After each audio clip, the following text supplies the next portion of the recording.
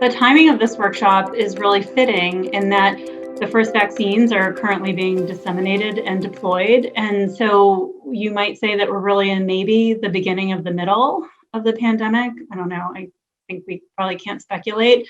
But as Dr. Austin said this morning, we're really in a time of pivoting in so many different ways. And so maybe the same can be applied to our discussions today, pivoting to look at what have been some of the best practices and good practices that came out of trial innovations within the COVID pandemic, and how do we pull down those best practices within rare disease and ensure that they will still be applied once the public health emergency has been lifted. So today we're really grateful to Dr. Austin and Dr. Stein for joining us so that we could ensure that we have some forward-leaning discussions so that we could operationalize the conversations that we've been having today. So our closing session is entitled Our Collective Responsibility to Act. And we're going to have, as casual as possible, a discussion that you can have over Zoom to really pull together some of the themes that we've been hearing in our respective sessions. As Jamie said, we'll take some questions over the chat, so you can place them in there and I'll collect those. And I'm going to take a moment to introduce each of our speakers, or each of our panelists, and then do a little bit of a recap of some of the things we've heard and then open it up with the first question. First we have Dr. Chris Austin, who was on our opening panel this morning. So Dr. Austin is the director of the National Center for Advancing Translational Sciences, or NCATS, as most of us know it by, a role he began in 2012 after serving on the role of scientific director for NCATS since 2002. Dr. Austin has made significant contributions to our communities and the field of translational sciences, including founding several initiatives like the NIH Chemical Genomics Center, the Therapeutics for Rare and Neglected Diseases Program, and many more.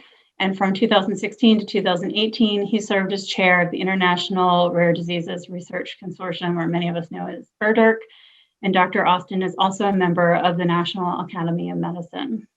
And then we're also joined today by Dr. Peter Stein. Dr. Stein is the director of the Office of New Drugs in the U.S. Food and Drug Administration. O&D, as many of you know, is responsible for the regulatory oversight of investigational studies during drug development and decisions regarding marketing approval for new, innovator, or non-generic drugs, including decisions related to changes to already marketed products. O&D provides guidance to regulated industry on a wide variety of clinical, scientific, and regulatory matters.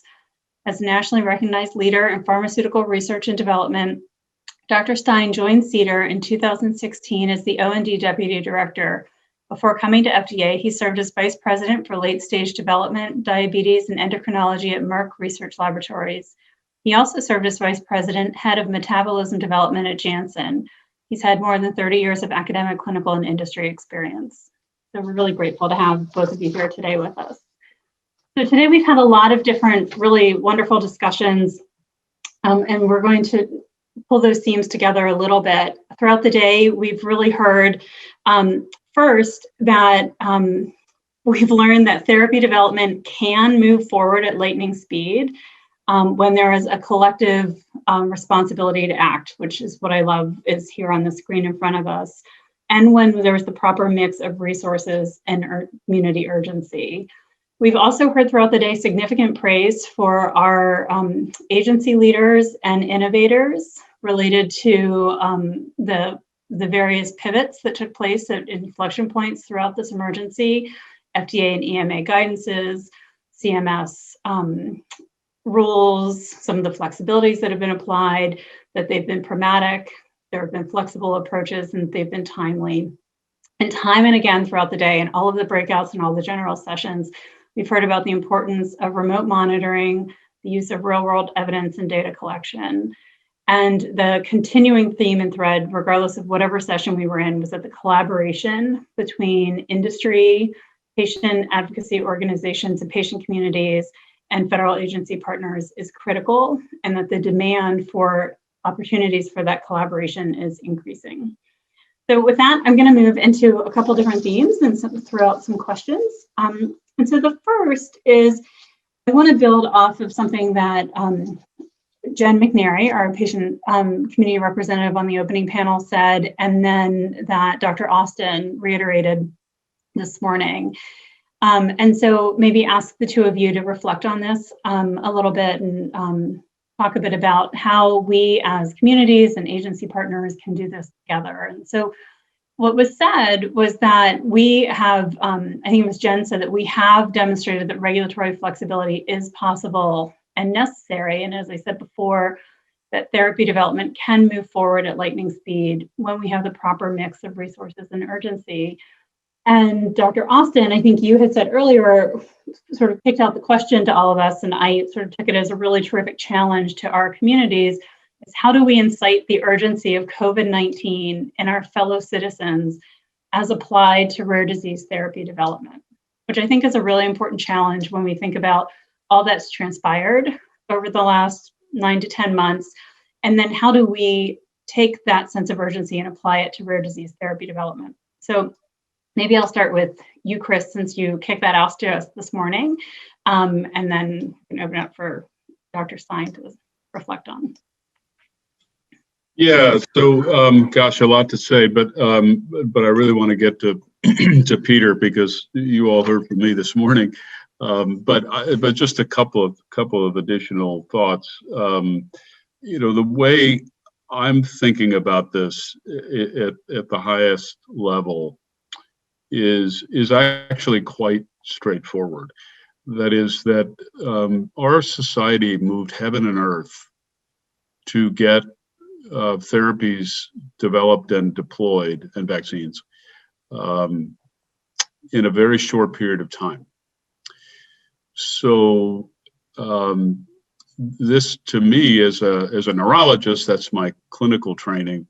Neurologists are taught that you learn. Individual patients' conditions, of course, go up and down. They have good days and bad days. But if you want to understand what the person is really capable of, you have to look at them on their best days, because that's the brain that you're trying to make happen all the time. And so a lot of the treatment that we're trying to give the patient for Parkinson's disease or whatever it might be is to have them operate at that optimal time all the time. And sometimes it's hard to tell, for an individual patient. Our translational patient has just demonstrated that the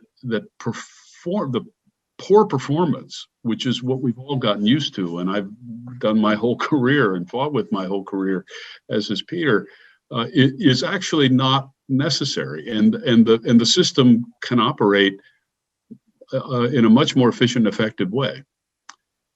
So if that's true, and we could explore why that is, it's interesting to talk about that perhaps, but the way I'm thinking about this is that, well, gosh, if that's true, then we have a decision to make as a society. Either we say that the lives of COVID-19, people suffering from COVID-19, are more important than the lives of patients with rare diseases, or we act for rare diseases the way we acted for COVID.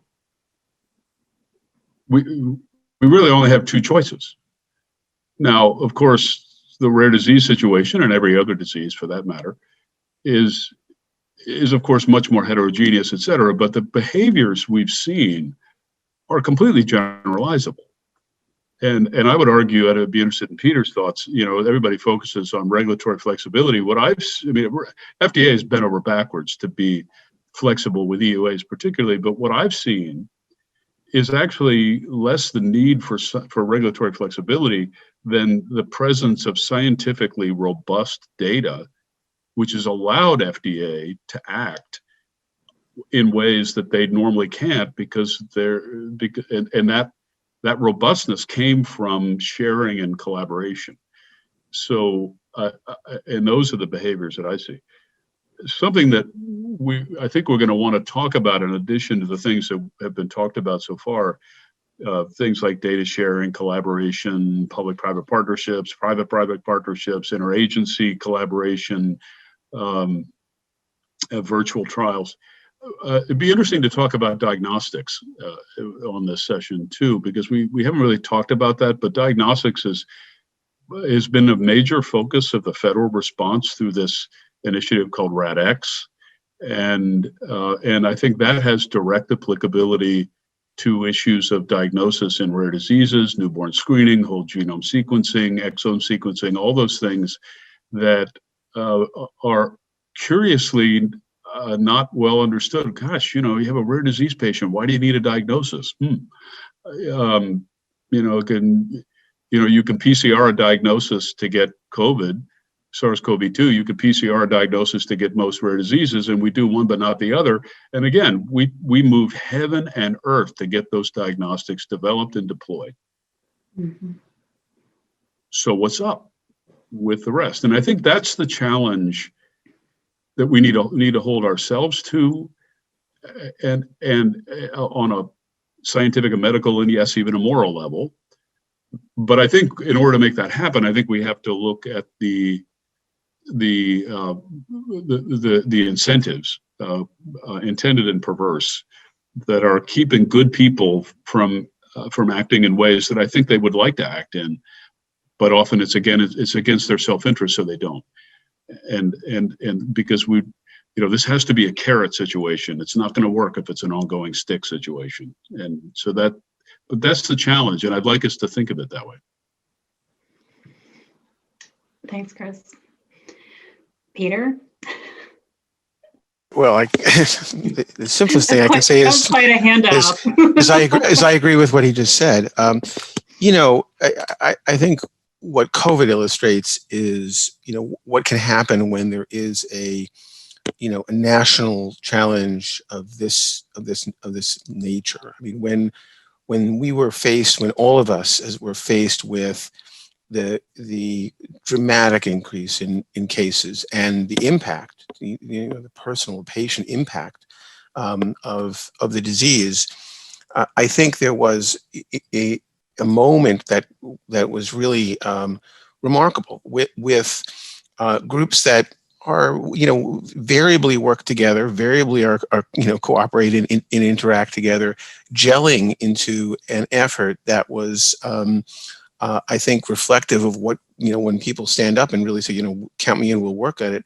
I think that's what we saw. I mean, we saw NIH just take the ball and run in with a number of different initiatives, Active and the ACT program and others, and for diagnostics and for vaccines. Obviously, FDA. We had a whole host of things that we did to try to deploy the resources, both within CDER and CBER, and to work with NIH, to work with industry.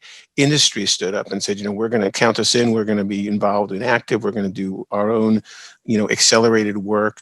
There were patient groups that got involved. Obviously, government in many other ways was involved in trying to get the resources. Was it the most perfect, smooth, or absolutely, well-crafted launch of it? No, but it was really I think an all hands on deck process across many organizations, institutions, and with a much more collaborative, integrated focus than I think we've sometimes seen. And I think that's a real lesson. I mean, even within each of our organizations, we saw the same thing. I mean, FDA is a very large organization with a lot of different groups. Even CDER, where we focus on drug development, is a large organization with many different offices and super offices and divisions.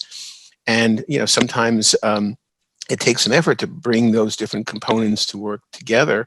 What we saw is people stood up and said, we're not going to worry about silos or different divisions, or we're going to work together on this. And so we had working groups that stood up incredibly quickly, with people from all relevant offices and divisions getting together, working long hours, and really not paying attention to the sort of formal divisions that we had meeting together daily to try to deal with these things. And I guess my point is that that kind of all hands on deck, that kind of really a focus on the goal and less on the process, is what needs is really what needs to happen. And there has to be that kind of clarion call of something that everyone agrees has to get solved, and there has to be movement, there has to be progress. This is a critically important, and I think that's obvious. This was obviously a national challenge, but I think there are examples in the rare disease community where we've seen patient groups really kind of saying that this has got to get solved, bringing academics in, knocking at the NIH doorstep, going to Congress and getting funding, going to industry and getting them interested and involved, going to the academic community to find, to make sure that they're looking towards finding, tractable targets for drug development. And we've seen, groups that have really lit a fire under all of these groups, bring them together, and within, a relatively short amount of time, and by short in drug development, that's years, not months, of course, be able to have candidate drugs, in the pipeline. And clearly there are other rare diseases where we just have not seen that for a host of different reasons. Sometimes it's just not as well organized, and sometimes there just isn't good targets, and so it's more of a basic science challenge than it is an organizational challenge.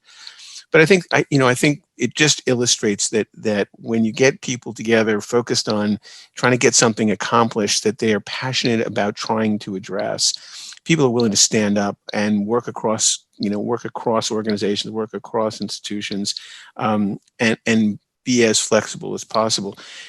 That said, the goal is not just, though, as for COVID and as for rare disease, it's not just to find a drug, it's to find a drug that's going to be effective and that's going to be, appropriately safe for patients. We don't want, in the midst of feeling passionate about trying to make progress, to lower standard and say, okay, well, progress is anything we can throw at it. I don't think anyone's comfortable with that. I think it's clear that the standards can't be lowered. Of course, we have to be more flexible when we regulate in the area of rare disease, but at the same time, we all want to make sure that the drugs that we're getting to patients are drugs we're confident we have a level of certainty that those drugs will provide the benefit we expect them to provide, and that we've understood their safety so that we understand the benefit risk of those drugs. So the process I think we need to put energy, work together, collaborate, but at the same time, I think we have to be very careful to say, our standards shouldn't be lowered. We're not after any drug. We're after drugs that are going to provide real meaningful benefit to patients, and that isn't something we should give up on. So just in general, and I think, as the conversation continues, you highlighted a few things. I think it's really worth some interesting conversation about, what are some of the different tools that were used in this that you mentioned real world evidence, you mentioned decentralized trials, we could talk about digital health technologies. There's all kinds of things, I think, that have also been highlighted and flagged in the work towards finding therapeutics for COVID, which we can also touch on. So thank you both for that. Let's try and cover all of it, but we might be here all night if we tried. But let's first let's talk about data first, and maybe some things that we've learned, and maybe processes that have been implemented throughout COVID that we could pull into the future around data collection and data sharing. So in the conversation this morning, and then throughout some discussions today, we heard about some very novel efforts around data sharing that we don't necessarily see outside of the pandemic, that oftentimes data sharing is a challenge in therapeutic development. And many patient communities are often frustrated that data gets locked into silos, and I'm sure that happens outside of rare disease as well. But that we did see novel opportunities for data sharing come out during the pandemic. And then in other areas in rare disease, we experience barriers to data collection, and know that the rare disease community is probably underrepresented in epidemiology and other spaces, in that we have barriers around ICD codes and surveillance efforts, and other places that even once the proposed framework for vaccine dissemination was being put together by the National Academy of Sciences, some of the data that CDC was relying on probably had the rare disease patient community underrepresented in it, just because of the way data is collected right now. So maybe if we could think a little bit about where are some of those data collection barriers? Where are opportunities to be better representing the rare disease community? And are there best practices or good practices that have come from COVID that we could be collectively, so this isn't on just NIH or FDA to fix, but as all the community partners represented here today, be pulling into the future and working on together? And anyone that wants to answer that can. Well, I mean, it's a complex question with multiple different threads. I'll mention a couple, and then Chris can, perhaps cover more. Certainly with COVID, we saw, I think an unprecedented degree of interest in data sharing, and which was critically important in many ways. It was critically important to understand where the disease was occurring, how it was presenting.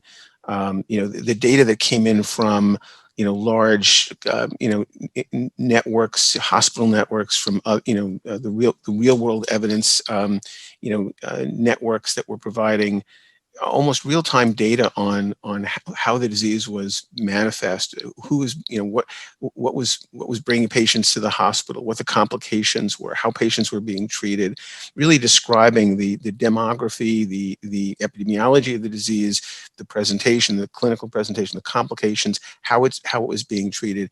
That data emerging through multiple different feeders into the information networks that were set up is still providing incredible insight into the disease. And so I think it's just an example of when that kind of data is made available through large healthcare networks, you can gather tremendous amount of information. The watch out I would give, though, is that the data that came out with regard to effectiveness, I think, was less robust. And I think it's a lesson that drawing conclusions on effectiveness from real-world data, I think, is something that's challenging, and that we give a lot of thought to. And that piece, I think, was not as clear as all the other tremendous information. Just to also mention that, I think there are a lot of really creative efforts on trying to find registries and IT platforms to pull together data for rare disease. There's a rare disease accelerator that we've been supporting. There's a number of such efforts to try to really pull together and gather in one place data on patients with different rare diseases. That is so critically important, because the real challenge in many of these diseases is just our understanding of it, the natural history, presentation, course over time, complications, how it's being treated. That critical information enables program development, enables us to figure out what targets there are, enables us to figure out how even to design trials, what the endpoint should be, how long they should be run for. And so finding efforts to integrate that data is absolutely critical. And as I said, there's a number of efforts ongoing, which I think really are critical to support. And as I said, I think COVID just illustrated how important shared data, properly analyzed, can be in really describing so many details of a disease that's critical in helping define therapeutics.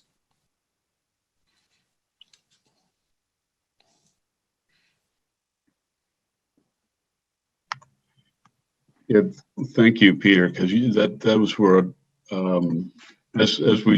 as I often find with my FDA colleagues, we say the same things, from one from a regulatory perspective and one from a research perspective, and so Peter's absolutely right. And if I just expand on those a little bit, this national COVID cohort collaborative that we've put together at NCATS, that's brought together electronic health record on COVID patients from across the country, from what will eventually be 70 large academic medical centers.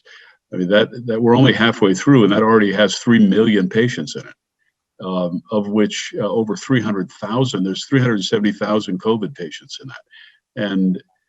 And the amount that we're learning from that combined data is truly mind-boggling. But in order to do that, we had to get the agreement from a bunch of, trying to get 70 academic health centers to agree on anything is almost impossible. But as Peter said, in this example, they knew the right thing to do was to share the data. So we, except for the University of California system, which seems to have its own rules for almost everything, we've been very successful in getting those data. And so I look at the analogy in the rare disease space, and there are efforts, NORD and Sanford and Genetic Alliance and a number of others on registries. But the analogy I would make in this case is, if you think about those registries and the disease registries as being individual academic health centers, because they all have their own informatics system, what we came to was all of those institutions saying we have to find a way to harmonize all those data. And we did it. We took OMOP and PCORI and ACT and a bunch of other formats, which are just common data models, and harmonized them into a common format.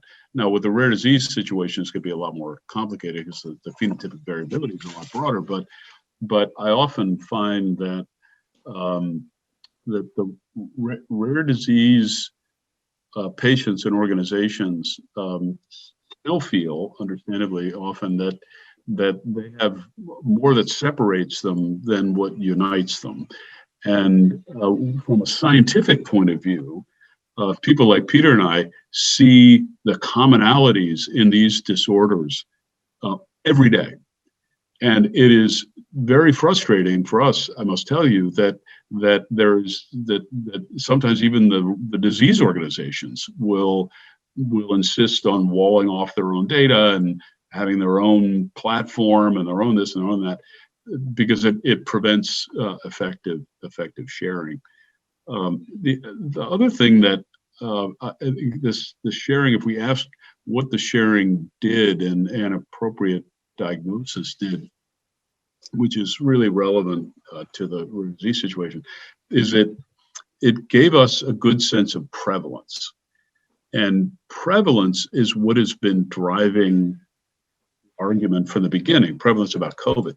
Now, everybody on this call knows that the prevalence of rare diseases, we have these general estimates, 25, 30 million people, but because they don't have ICD codes, most of them are invisible to the health system. And if they're invisible to the health system, they're going to be invisible to the actuaries of looking at prevalence. And if they're invisible to the actuaries to find prevalence, they're going to be invisible to the funders. So funders, you will notice, responded to prevalence, as they should. This is a public health emergency. And that was driven by the prevalence numbers. The rare disease community has no hard prevalence data. And the only way we will get that is if everybody in the community agrees to come on a standard that is an interoperable standard. Everybody can have their own databases, and they should, just like academic health centers do. But what happened in COVID is all overnight, these places that had been arguing to me for decades that there is no possible way they could ever put their data together with the hospital across town, overnight they did it. So what it confirmed was what a lot of us suspected, which is this has never been a can't do, it's a won't do. And so the question is, how do we apply that to the much more diverse rare disease community to drive the appreciation of prevalence, to drive the urgency, to drive the funding? Because I think we can't forget that there was a huge bolus. I mean, the federal government alone, there were tens of billions of dollars put into COVID through Operation Warp Speed and BART and other places. But that was driven by the prevalence numbers, and the prevalence numbers came from the data sharing. And that's why data sharing is so important. And people have to keep that. It's not just about them, it's about the aggregate number and the connections between them. Well, you're singing my tune right now, so I'm gonna get a little bit of an amen over here. Yeah.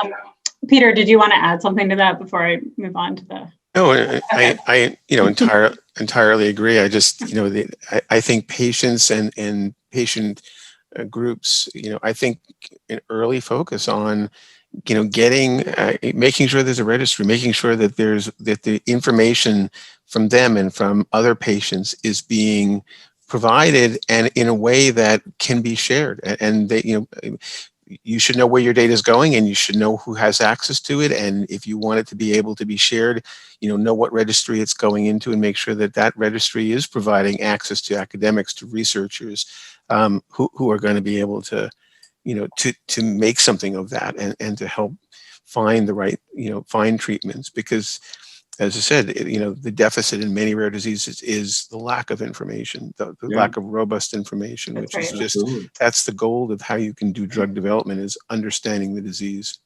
And I think, just to underscore, as collective communities, we've been all working together to have better prevalence data, have better health economic data around rare diseases. It's an effort that we've been leading with many in the community. I know NCATS has been working with us. NCATS is leading another effort, but we do need to have evidence to be able to drive appropriate funding and resources to agencies like yourselves, so that we can really meet the public health need and crisis in rare disease. So we just talked about how we pull it all together. I want to just talk a little bit about, we spent a lot of today talking about the benefit of these decentralized models that came out of COVID, and how the hub and spoke models in clinical trials have really served our communities very well. And they were concepts that have long been talked about, long been considered, have been utilized in some places and spaces, but we really saw implemented very widely during the COVID pandemic. And so maybe just to talk just a little bit about, in order to go from what we have now, where we had during the pandemic, a quick deployment of remote trials and some digital health collection, which I think is nascent right now in our spaces. What additional infrastructure would be needed, and how can all stakeholders, patient communities, NIH, FDA, industry be moving and working together towards a day when we could really have, beyond just a hub and spoke model, a day when data collection and clinical trial visits could be satisfied through remote digital efforts or provider visits with your local healthcare provider. And I know we're going from here to here very rapidly, but how do we get to that? What kinds of tools and resources and infrastructure are needed so that we can get to that day? And how do we work collectively together to get to that moment, so that we can have broader diversity and inclusion and participation in clinical trials? Because ultimately that's how we'll get there. Well, I mean, and I'll say that neither decentralized trials nor digital health technologies is really completely new. It didn't just emerge with COVID, and there's been a lot of work on this over time. But I think COVID just shined a light on the potential capabilities. And I think we have to be realistic. I don't think we're going to say that that's going to be how all trials are done. There's going to be trials where the complexity of the drug or whatever's being studied, or the complexity of the endpoints, still requires the more traditional, not decentralized approach. I think we'll see, even in that setting, there can be hybrid trials where some of the data is collected, where patients don't have to constantly be going to a central site, but can get a lot of data collected locally, and then maybe at the beginning and end, or when the beginning, middle, and end, come in for a traditional site visit. And yet there'll be other trials that can be done entirely in a decentralized way. And what we're seeing is, you can develop these kinds of models, and they can be quite effective. We're working on providing more information to patients and industry and academics about the regulatory considerations, and to try to be able to enable those kinds of trials. And I think it really just requires the right infrastructure, and I think there's lots of organizations that provide that infrastructure to collect the data accurately, to provide ways of accurately connecting to patients using telemedicine type of visits, and as you said, local health visit healthcare providers. And certainly with digital health technologies, they can begin to replace more standard endpoints that are collected, that were traditionally collected at trial sites. But that's a lift as well. We have to make sure that that digital endpoint gives us the same information or even more information and really reflects what we want it to reflect. If it's measuring a change in ambulation, how accurately is it doing that versus what we were measuring before? We have to understand, we can't just put a new digital health monitor on without knowing how well it works. So there's a lot of challenges, a lot of development in this space, but I think COVID has sort of shined a light, and I'm hoping will enable more work and research and efforts in this direction. Certainly at FDA, we're working on trying to provide more information and guidance to trialists to know what our expectations around both decentralized trials and digital health technologies are. Great. And I know we're up on time, so just want to add a couple things to what Peter said, and then a couple of additional points. So we just urge you about the registries and natural history studies. Make sure that you ask yourself, what does FDA want from my data? But when you start setting this up, and if you're looking for guidance for this, for heaven's sake, if you don't know about the NCATS Toolkit for Patient-Focused Drug Development by Annie Kennedy et al., please go there. It will tell you how to do that. We have had some very heartbreaking situations, as has FDA, where academic investigators and patient groups work together for years to generate natural history data that turn out not to be robust enough for use in a regulatory application. And that is absolutely heartbreaking. So please ask yourself, begin with the end in mind, and just because it's good enough for a high-tier medical journal doesn't mean it's good enough for the FDA. So realize that the needs can be different. And I thank you for adding that, Chris.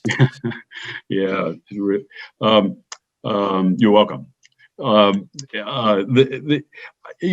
think what we could perhaps finish with is what I'm thinking about a lot, which was on the issues of incentives. So, human beings over the long term will only act in their own self-interest, pretty much. I mean, we're all altruistic, to some degree, but we're also rather self-interested animals, I'm afraid. And so we have to bake that into the process. And so I think we have to look at what are the incentives that are preventing people from acting in these kinds of ways. A lot of people don't know that up until COVID happened, a lot of the reason that doctors and clinical trialists would not do virtual visits is that NIH wouldn't pay for it if it was research, and CMS wouldn't reimburse it if it was for care. And so if a doctor gets twice as much for seeing a patient in the office, even if it's the same kind of visit, they are going to make the poor rare disease patient get in the car and drive for 2 hours and pay $20 for parking because they're going to get reimbursed twice as much. I mean, it's just, and that changed overnight with COVID. But realize those are time limited; those are going to go away; they expire. So unless affirmative action is taken, we're going to go back to the old days. So and some of those changes, the rare disease community has got to, I'm afraid you got to make some noise here, because for the academic investigator, they like to recruit their trial better, but they just as soon sit in their office and have patients come to them. Frankly, it's a familiar situation. Now, as Peter said, you can't do everything remotely. A lot of these things require imaging, and unless everybody has an MRI in their house, you're going to have to go, or getting a blood sample or a CSF or something. You're going to need to go periodically, but certainly complementary. The other thing that I've been talking about, which I think it can be taken as Pollyanna, but I actually don't think it's Pollyanna, because I think the data support it, is what we have seen as a result of the kind of teamwork that we've seen is a dramatic increase in productivity. So in this case, 1 + 1 = 3. And in this case, if one is going to work by themselves, they get one amount of effort, right? Result. and the other one gets 1 amount of effort. But if they get 3, then each one of them gets 1.5. So their productivity has just gone up 50%. That is in their own self-interest to do. And so we need to confirm and keep these processes in place, because when people realize that they are much more productive despite having to share, right? So you have a bigger loaf, so you only get half the loaf, but you still end up with a bigger piece. That is the kind of incentive that human beings are very sensitive to, and they will keep acting in the way that we want them to. And I will finish with a truly Pollyannish statement that comes from the company that Peter and I both used to work for, which is Merck. And when you are at Merck, they teach you a saying that the grandson of the founder, George Merck, said. You know what I'm going to say, Peter? He said that they try to always remember that medicine is for people, not for profits. But whenever they realize this, whenever they keep it in the front of mind that they're going to serve a medical illness and a medical need first, the profits never cease to follow.